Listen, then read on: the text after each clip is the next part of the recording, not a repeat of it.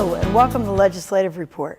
I'm State Representative Kate Harper, and my legislative report this month comes from the firehouse in Upper Gwynedd Township, where I'm meeting with some of my local volunteer firefighters to discuss problems and issues affecting the fire service today, particularly the volunteer fire service that protects all of our homes and businesses.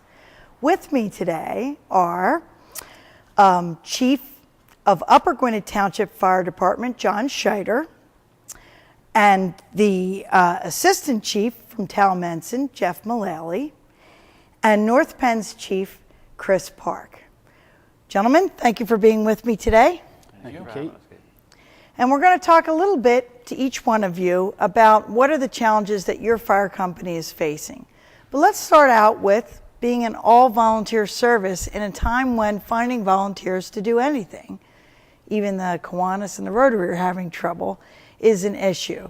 John, you want to talk about being a volunteer firefighter in Upper Gwynedd and what you see as the challenges facing your company?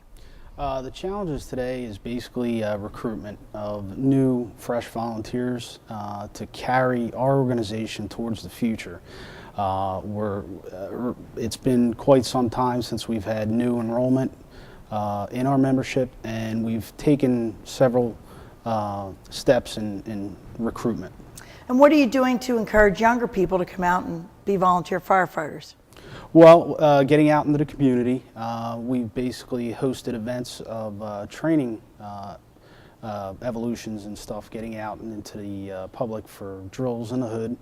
And also we've gone door to door with pamphlets with information on our organization to encourage membership by meeting members of our municipality face to face. All right, now I'm going to skip a little bit here and go to Chris Park, because I know North Penn had a similar situation a couple of years ago, but they seem to be getting some newer, younger members. Chris, how are you dealing with the challenge of finding volunteers in a time when people are pretty busy doing other things? Well, we've done some of the same things of going to the neighborhoods. We've also had sent out flyers in past years that specifically detailing the challenges of firefighting and the advantage, or not advantages, but the good points of it, and why you would want to become one. And then if people would contact us, we would go and set up individual meetings with them and bring them to the firehouse, and even go further into what the job entails, and show them that the firehouse is a place that's joining a family, and it's also helping your community. We've also talked in schools to young students, trying to get them interested early, so that we could get a lifelong commitment out of some people. And once you start getting a couple of good, interested people in, then they also tend to bring in friends and neighbors and stuff like that. But it's still a challenge, but you just have to keep at it. All right, now Jeff, Talmenson Township has changed a lot over the past decade. You've had a lot of new growth. Do you find that people moving into your township understand that fire service is provided by volunteers? I don't think any of our communities, with the exception of who's been here, as you said, resided here for some time, understands how the volunteer system works. Most of them assume they've come from either larger urban areas or outside of this area completely, and they really don't understand that it's an all-volunteer system. So when we go out on an emergent response and have some conversation with them afterwards, they're very surprised to find out that we're not funded, we're not paid, we're not anything but the local community personnel who are coming out to handle their emergencies. We have seen a change in the demographics in all of our townships, as well as Talmenson in particular has seen a lot of growth, but it does become a factor in trying to educate them as well. Because they don't realize that you're volunteers, they don't realize that you need volunteers from the community to do what you do? Yeah, they don't realize that it's their next door neighbor who's getting out of bed in the middle of the night or leaving work to come out and handle the emergencies. You hear a lot of, oh yeah, we see your vehicles or we see you through the neighborhoods, but they just don't know until they have that experience. We do try to educate them through all the community service work as well, but not everybody just understands how it is. Now, each of your departments is all volunteer, right? Yes, correct. And that's also a challenge because I guess you might get calls at inconvenient moments. Am I right about that? Chris, do you want to address that? Well, yeah, all the time. It's whether you're sleeping in the middle of the night or middle of the day for people who work at night. At family gatherings, holidays, Easter, Christmas, everything. The call comes when the call comes, and it does not care what you're doing, and you just have to deal with it. All right, now I want to talk a little bit about trying to get young people involved. And you know, when boys and girls are 4 and 5 years old, they're all excited when they see a fire truck, and particularly excited for example, when Santa's on the fire truck or at a parade or something like that. Now that's too young. So at what age would you encourage somebody to join the fire company? John, you want to hit that one first? Sure. We've had members join at the early age of 15, and I think that's a good impressionable age because it gets them involved. They feel like they're accomplishing a lot, and they're a part of something. Once they, at that age, I think once they get interested in something, they stay attached to it, and I think that's a good age and a good time to encourage membership at that age. At 15? At 15. Okay. They have limited abilities at that point, but it's a lot of learning and training at that point. And we're going to talk about training too, but I'm going to ask Jeff, how old were you when you first got involved? I started in emergency services. I was 14 years old. Okay. And along the same lines, because of that age, a lot of our organizations have grown up with family, and the family next generation joins and the next generation joins. I think all of us have come from or know that the majority of our membership comes from family. So if we get them in at that young, impressionable age and they can influence their friends as well, then that's what's building our future. Right, and that makes the firehouse a family. All right, well, let's talk about training, because training, I believe, has come a long way. I know the time it takes to train can be a burden on volunteers who have other jobs and families, but I really think the fire service has professionalized over the past 20 years, and you do a lot of training. Chris, do you want to talk about what the training's like for somebody new or what for everybody who's in it? Yeah, well, for everybody. I mean, number one, there's two kinds of training. There's training that's done at the firehouse, and then there's the fire school or the fire academy type of training. And volunteers, most of our departments meet at least once a week on a training night with their members and go over basic firefighting techniques, raising ladders, stretching the hose lines, and visiting the smokehouses and going in them.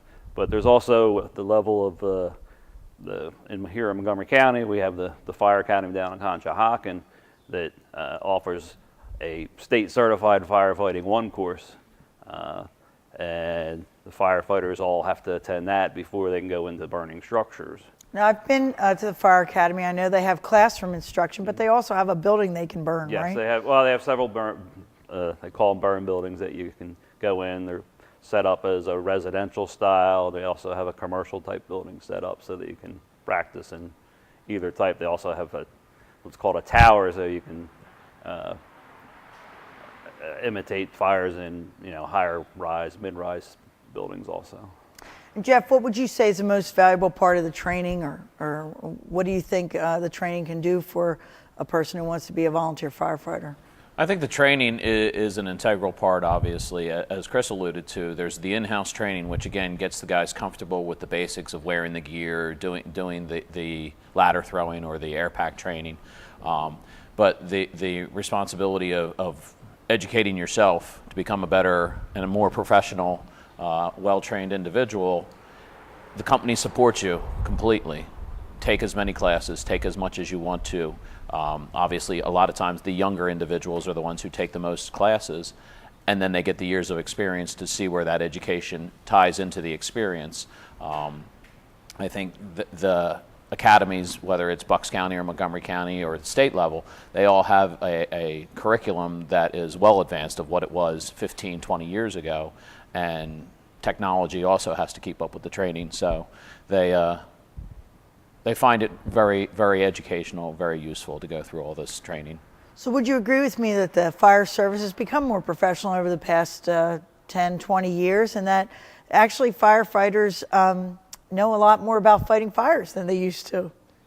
Without question, because like I said, it has changed. The temperatures that we deal with inside a residential fire have escalated immensely just because of the hydrocarbons and the technology that has come to engineering things as well. All right. And how about you, John? What would you say about the training you're now getting and your firefighters are getting? Well, as Jeff was describing, fires in today's world burn hotter and faster. And why do they burn hotter and faster? The materials in which furniture is made, just your average carpeting in your house, fires can burn faster.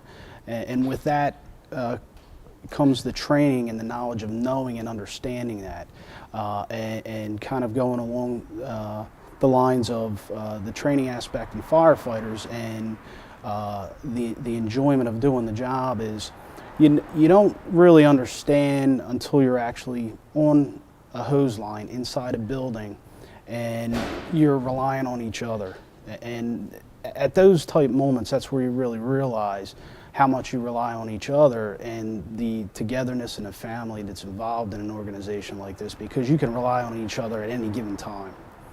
All right, so it builds a camaraderie and a teamwork, and it teaches you how to fight fires that are more dangerous than they were a generation ago. Yes. Yeah. All right, now I want to talk a little bit about other issues involved in the fire service. Suppose somebody wants to help out the volunteer fire company, but they're really not cut out for running into burning buildings. Is there something they could do, say, for example, Tom Ensign, to help out and to support what you do when you fight the fire? Without question, and I think the answer is the same for all of us, is there's always plenty of other jobs. There's always administrative work to be done, whether it's from assisting in bookkeeping, helping us with figuring out how to invest some of our money if we have money so we're not a financial burden. There's tons of fundraising opportunities to help, but there's also opportunities in the fire service side as well. Not everybody can wear an air pack. Not everybody can climb a ladder. We understand that. We know that. They learn that from that education and training we alluded to. But we take them and say, there's still jobs to be done, because even if we're at a fire, there's plenty of work outside that structure or the building or whatever the case is, that still the hoses need to be stretched, the equipment needs to be brought up. There's plenty of outside work that we know we will take people who can do those things and help us in every aspect. All right, Chris, how are you using them at North Penn? Somebody who doesn't feel ready or physically able to run into a burning building, how would North Penn use a volunteer like that? It depends on if they have any expertise in other areas, if they don't want to be a firefighter, if they, we have retired individuals who help us with a monthly hoagie sale. We have them that help manage some of our real estate that we use as income, and those are volunteers? Yeah, they're all volunteers. Yep. We have some volunteers that serve on our board of trustees that don't fight fires, but they have areas of expertise in accounting or a lawyer or a doctor that give us different ideas and stuff on how we can do all those things we said: invest our money, run our organization, and help our community. Okay. Now I want to talk a little bit about fundraising. I will be talking to the fire commissioner about grants that are available for volunteer firefighters, and you don't get paid. But you know, the trucks that we're sitting in front of, I think that's a $500,000 truck there. John, it's your truck. So is it about a $500,000 truck? Pretty close to it, yeah. All right. And so I guess that takes a lot of hoagies and some other things. You get some tax dollars from Upper Gwynedd to help you with the purchases? Mm-hmm. And what other fundraising challenges do you have? One of our big money makers is we have a beef and beer, which basically is a Friday or a Saturday night, and there's basically you pay at the door, and the funding goes towards the fire department, and it's basically all you can eat and some beer and just a good time. And we have plenty of items that we raffle off to create some enjoyment out of the experience, as well as a mother's market for new mothers that are out there looking for some good deal on some clothing. which provides financial support in our organization, and it doesn't require as much involvement out of the members, and it's less taxing. So that would be something that somebody could do that would help the firefighters because it would be raising money for things that you need to buy. Exactly. We could always use help on any of the fundraising that we do for our organization, and it doesn't even require putting on fire gear.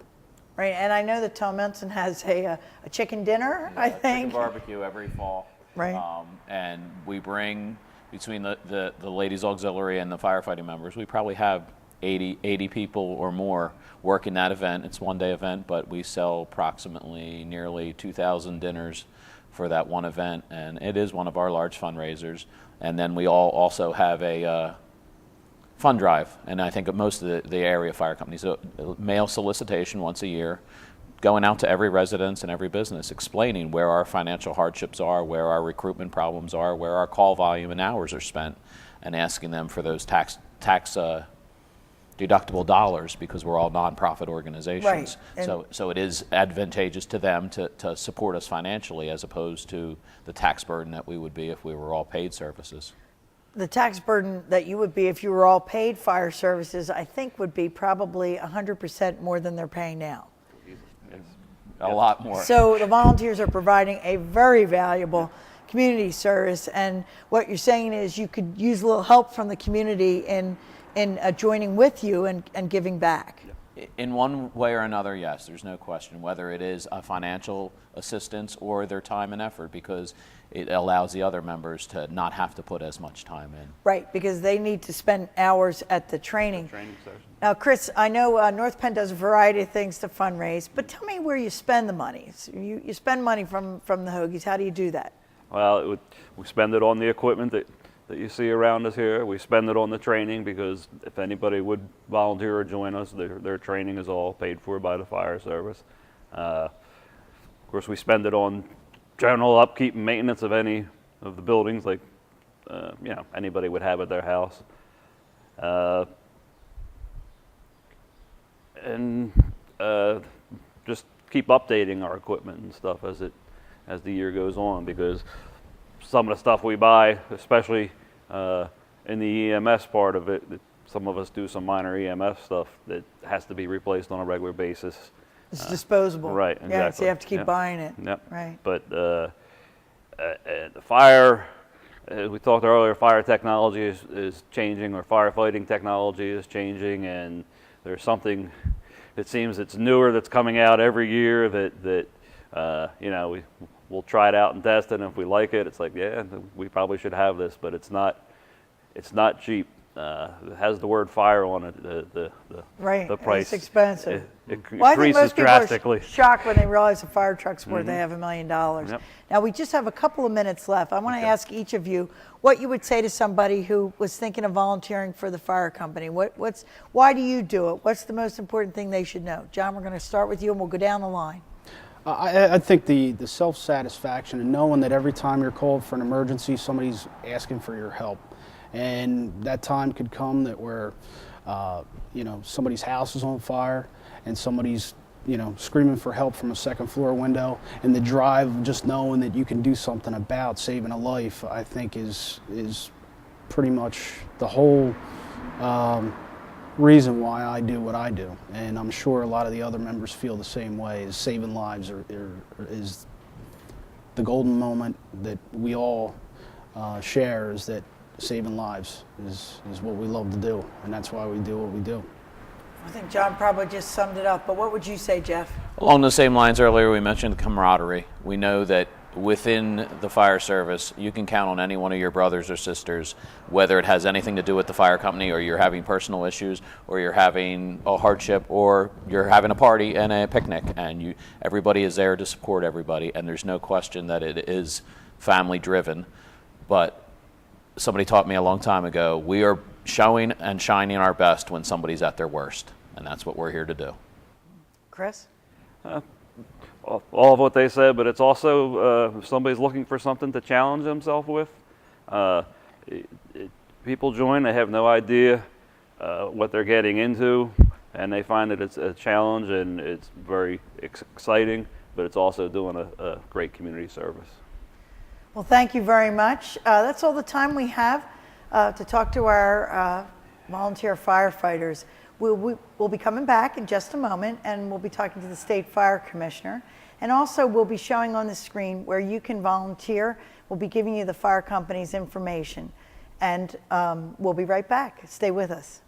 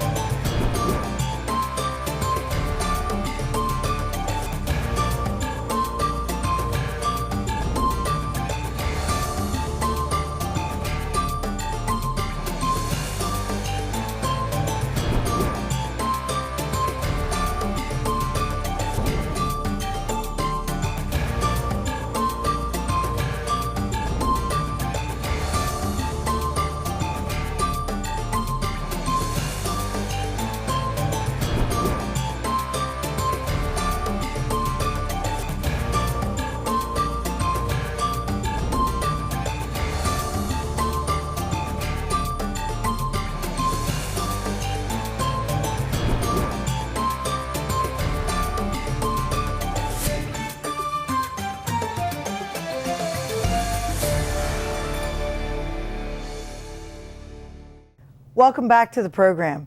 I'm State Representative Kate Harper.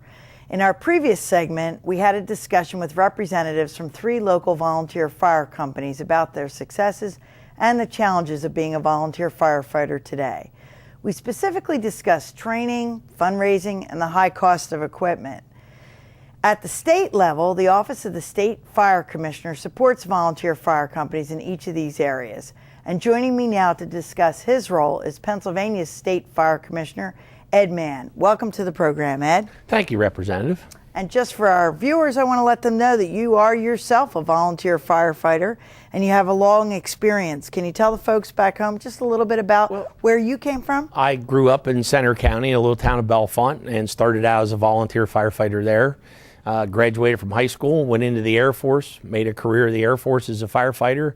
And when I retired in 1994, I got active with a small volunteer department in Mifflin County, and I'm now currently serve there as the fire chief and the financial secretary. So you really know what the guys have been talking about the difficulty of finding volunteers and money to keep a volunteer fire company going. Yes, ma'am. I certainly have. I live with it every day.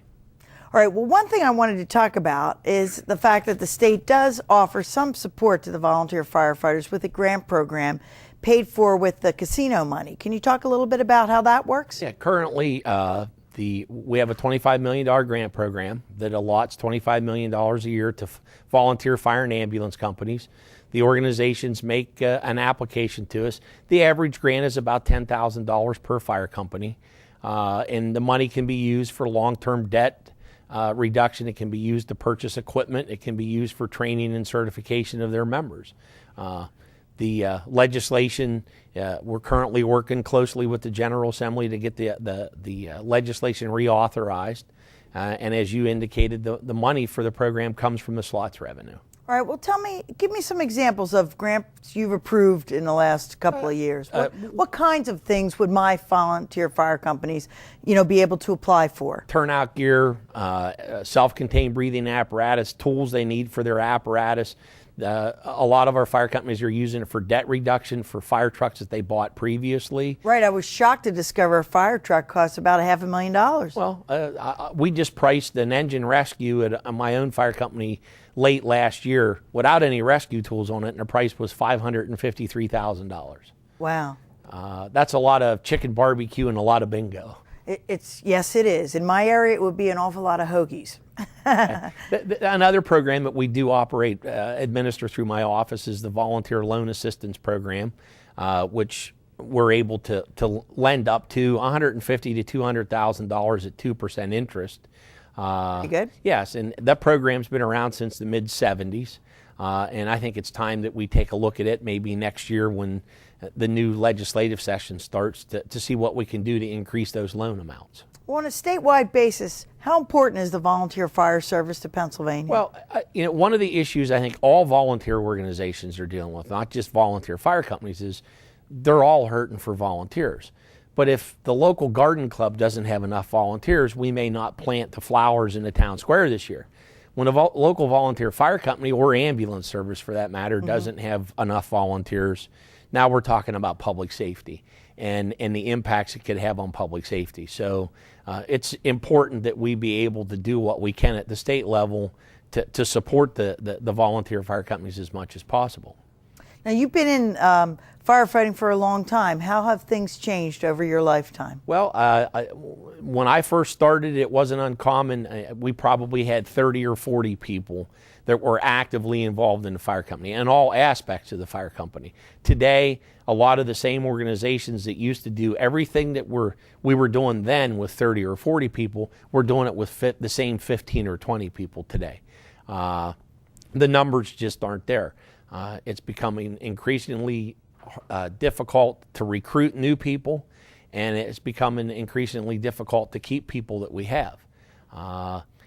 If you look at the average age in a lot of our volunteer fire companies, you'll probably find that we're somewhere between 40 and 50 with the average age. So that's not good. How much does that equipment weigh? Well, I'm 53 and still do my part when I have to. Part of the issue is a lot of the things that have changed. We don't have small town businesses anymore. We don't have the mom and pop grocery store, the mom and pop hardware store where people can leave work to respond to calls like they did 25 or 30 years ago. Right. You might have a multinational corporation or something. And a lot of people don't live where they work and they don't work where they live anymore, and that presents a problem. We have a lot of folks that are migrating from larger metropolitan areas to smaller communities in Pennsylvania, and they're accustomed to having career fire departments, and they don't even understand how the volunteer fire service works. All right. Now, you had mentioned to me that in your own fire company, in addition to being chief, you have a finance function. Right, and part of that is in 1995, I was asked to take over as the financial secretary in the middle of the year when the financial secretary resigned, and I've been the financial secretary since then. The point being is, to the folks that are watching the show, you don't have to necessarily be and want to enter the building or go into a smoke-filled house or wear all that equipment and do all that fire training. There are a lot of administrative positions where you could offer your assistance to. I would love to find somebody in my community that would like to take over the job as the financial secretary. Okay, so what you're saying is, which is similar to what the chiefs were saying, is they need guys who are willing to put on the gear and run into buildings, and they'll train them. But they also need guys who can handle the books. And gals as well. Absolutely. Because those administrative functions are as important, if not more important, than the fire suppression end of the business is. Sure. And when I say business, we have to run our organizations like businesses today. And I can understand that. Now, I want to thank you very much for being with me, Ed. And that's all the time we have for today's program. Although we are going to put up on your screen the contact information for your local volunteer fire companies so that if you can help them out, you know where to find them. I'm State Representative Kate Harper. If you need assistance with any state government matter, feel free to contact me at my local office. That address and number will be shown in a moment. Thanks again for watching. Please join me next time for Legislative Report.